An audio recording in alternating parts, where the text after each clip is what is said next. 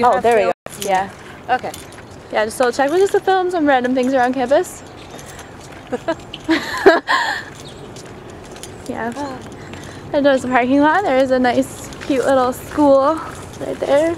Oh, right there. Yep. Sweetness. Okay. Grass. And I'm shut it off now. We'll just do a There quick we informal 5-minute spiel, and then if you guys need any more information, you can do it that way. Are you guys ready? Are we rolling? Yes, you're rolling. You're gonna go. All right, this is Dr. Matthew Donahue from the Department of Popular Culture. I can reflect a little bit on video games, of course, from a historical aspect. One of the classic video games that was quite popular back in the day was the video game Pong, which was ping pong, which was so basic in comparison to all the amazing graphics and technology that's out there today in regards to video games. Pong was absolutely basic. It was essentially an electronic ping pong, and you'd hook up the little system to your television set and you could play that way. As things progressed and got a little bit more advanced, another popular era during the 1970s was the arrival of Space Invaders. That was a huge deal in popular culture for video games. It was when you had aliens invading from outer space, which is kind of a common theme that comes up also in video games, but also in popular culture really as a whole. And this was a huge phenomenon. And this was during a period when there were actual, locations that you could go to, which were video game arcades, because this was really the main way in which the youth predominantly were playing video games, was at video game arcades. So then Space Invaders came out, that was hugely popular. Then they had a number of other video games that also were hugely popular, Asteroids, Centipede, Pac-Man, of course. All of those were hugely popular. And that was during the video game arcade era, and so that was kind of a unique era because it was when kids would basically just go to a specific location just to play video games, and that was it. It wasn't the era that we live in now with a lot of the home console video games, basically, the Xbox and PlayStation and that sort of thing. Of course, video games have been quite controversial in recent years, Grand Theft Auto perhaps being the most controversial video game of them all.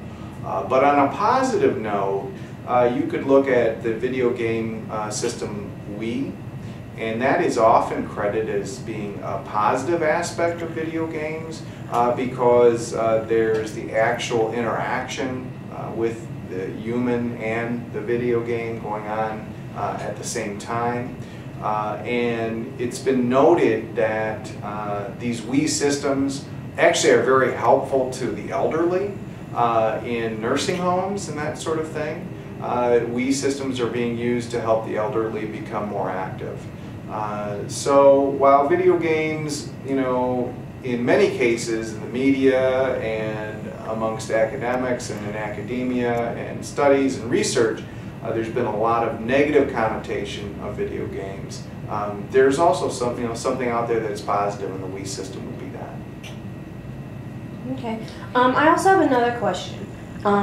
Military aspects of video games and the simulation, such as the Air Force.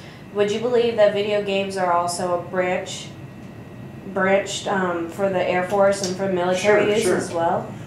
That's a great question. Video games are now being used by the U.S. military to prepare soldiers for battle. So there's a lot of simulation games that are kind of going on out there. In fact, I think many of the different branches of the military, the Air Force, the Marines, the Army, and so on, have their own sort of introductory aspects to combat through video games. And basically what they're doing is they're reaching a generation of youth, 18-year-olds, 19-year-olds, who have grown up with video games, who are absolutely knowledgeable about them and influenced by them. And so in that regard, that could be considered a positive depending on how you view the military. Another aspect that's also important is the role that video games have played in the area of popular music. You find that a lot of bands are just releasing albums on video games directly. Soundgarden, popular band, grunge band, hard rock band, metal band, whatever you want to call it. They've released an album just recently and it went directly to video game. So they're bypassing traditional media formats for music.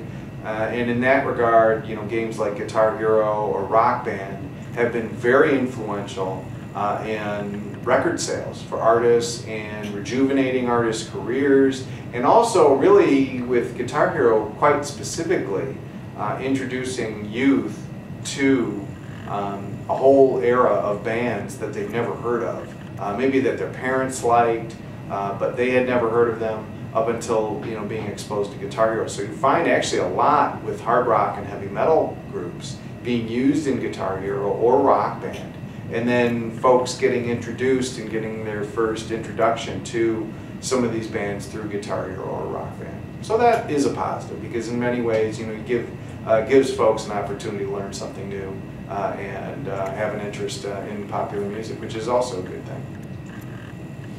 I know a lot of people argue that video games are negative because they, I guess, motivate kids to, instead of read, like sit down on the couch and watch TV.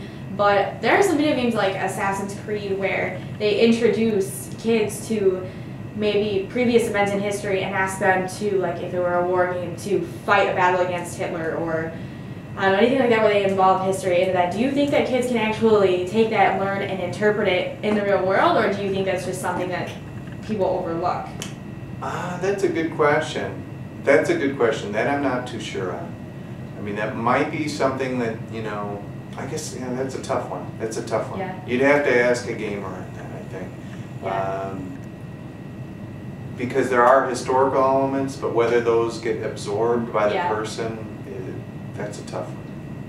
Yeah. Do you personally believe that, I guess, kids, teens, adults, that after playing a game like Grand Theft Auto or COD, that they actually have like violent tendencies, or do you think that's just a common misconception from non-gamers? That's a good question. I mean, I think in some ways it's a common misconception that folks have against folks who are playing video games or so-called violent video games, because many of them are ridiculously violent. I know there's been some theories that folks feel that it's a positive thing because it's actually an outlet that a person can use rather than going out and killing a bunch of people, so they can get their, get it all out of their system through playing video games. A lot of times, really, in many ways, it comes down to the individual. I know that there was a lot of controversy with the Columbine shooting, that video games might have played a key role in that, but they also blamed Marilyn Manson at the same time. I think in the end, really, it comes down to parenting, as far as kids underneath the age of 18, below the age of 18, just in that. It's the parents' responsibility to get the kids involved in doing something, perhaps other than video games. A lot of parents use video games essentially as a babysitter. It's easy to sit the kid down in front of the television and hand them a video game console, and then the parent can go do their thing for a couple of hours. Whether that's right or wrong, it's not for me to say, but that is what's happening. Do you think that the educational games, like for younger kids, like with the Hooked on Phonics type of games, do you think that those will actually prove to be more beneficial than a child just reading on their own and trying to learn, because it's interactive? I think maybe working with both aspects is also good. Using the educational video games that are out there, but also combining that with the real deal, if you will. So again, you brought up the Hooked on Phonics kind of aspect, and trying to get kids to learn through video games and video game technology. I think it's a good way to reach youth, but I think it's also good to kind of fall back upon traditional forms or traditional media as well, and maybe combine them both. So that way a child can learn from both methods. Yeah. With that being said, do you think that in terms of the balance, do you think that there should be a limit to how often a day or a week or however, like how many hours video games should be limited to? Well, you know, as far as a limit on, you know, how many hours, you know, someone below the age of 18 should be playing video games, really that's not for me to say. I think, again, it goes down more towards the parent. It's a parental issue. And I think in many ways it's up to the parents to really be more proactive in regards to engaging their children and trying to get them to explore other parts of the world and life out there other than video games, if parents have a problem with that. And if parents have a problem with video games, I think it's up to the parent then to try and engage their son or daughter in doing something other than playing video games. But again, I think a lot of parents use video games as a crutch, basically as a way to try and appease their child or daughter. Okay, I think the one final note, video games are in essence like the technological advancement, I guess, of our generation. Do you think that there are things like maybe like the new cell phone technology or other even like even medical technologies or the military technologies, do you think that these wouldn't have prospered in the way that they have if it weren't for video games and people's liking towards them? Oh, that's a good question. I'm not necessarily hip to all of the technological aspects of it, but it certainly, technology has played an increasing role in our society and continues to do so, particularly with regards to entertainment, which video games would fall into the area of entertainment. So in that regard, I think that video games are such a huge part of our popular culture and our everyday entertainment. So in that way, perhaps, you know, this is something that whether we like it or not, we're stuck with it. It's not going anywhere. Video games aren't going anywhere. It's a, you know, billion-dollar industry. And so again, I would say for parents who don't like it and don't like video games or feel that they're negative, then they should really try to do something to introduce their children to something else other than that media form. Okay.